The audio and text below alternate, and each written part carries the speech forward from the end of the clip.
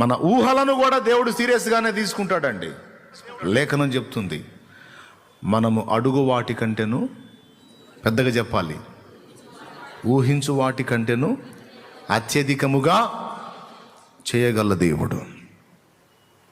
అంటే అడిగే వాటిని పరిగణలో తీసుకుంటున్నాడు, ఊహించే ఊహలను కూడా పరిగణలో తీసుకుంటున్నాడు ఆయన. కొంతమంది అనుకుంటారు, అంటే ఊహా ప్రపంచాన్ని ఏర్పరచుకోమంటావా? ఊహలతో ప్రపంచాన్ని అల్లుకోమంటావా? ఊహా ప్రపంచాన్ని ఏర్పరచుకోమంటావంటే పిచ్చి మొహమా, అదే చెప్తున్నాను నేను. ఏర్పరచుకో. లేదు, ఊహ లేదు, నిజమే. నీ ఊహలను కూడా దేవుడు పరిగణలో తీసుకుంటాడు, నీ తలంపులను పరిగణలో తీసుకుంటాడు అనేది వాక్యం.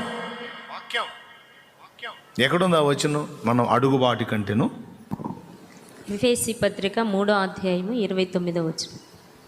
మళ్ళీ ఒకసారి చెప్పమ్మా, రిఫరెన్స్ మన వాళ్ళు ఎత్తుకుంటారు. అపోస్తలుడైన పౌలు ఎఫెసీయులకు రాసిన పత్రిక 3వ అధ్యాయము 20వ వచనమట. ఒకసారి దాన్ని అండర్లైన్ చేసుకోండి. మనలో కార్య సాధకమైన తన శక్తి చొప్పున మనము అడుగు వాటి కంటేను ఊహించు వాటి కంటేను అత్యధికముగా చేయ శక్తి గల దేవునికి క్రీస్తు యేసు మూలముగా సంఘములలో తరతరములు సదాకాలము మహిమ కలుగును గాక. చెప్పండి గట్టిగా, ఇంకోసారి చెప్పండి. ఆమేన్. ఊహా ప్రపంచాలు నెరవేరుతాయా? ఊహించుకుంటే జరిగిద్దా? ఊహలన్నీ జరుగుతాయా అంటే చెబుతా. తలంపులన్నీ నెరవేరుతాయా? ఊహలన్నీ నెరవేరుతాయా? ఆలోచనలన్నీ సిద్ధిస్తాయా? అనుకున్నవన్నీ జరుగుతాయా అంటే జరుగుతాయి. దానికి 2 విషయాలు ఉన్నాయి, చెప్తా. అది చెప్పి ముగిస్తా. అవి నెరవేరటానికి 2 సంగతులు. మొట్టమొదటిది,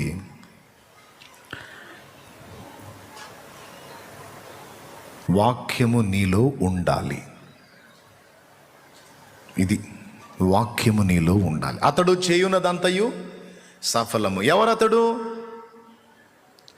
ఎవరు చేసేదంతా సఫలమైద్ది? దేవుని వాక్యాన్ని ధ్యానించి దాన్ని హృదయంలో చేర్చుకొని నిలిపి ఉంచుకున్నవాడు చేసే ప్రతి పని సఫలమైద్ది. గనుక ఏముండాలి? వాక్యం ఉండాలి. దేవునికి మహిమ.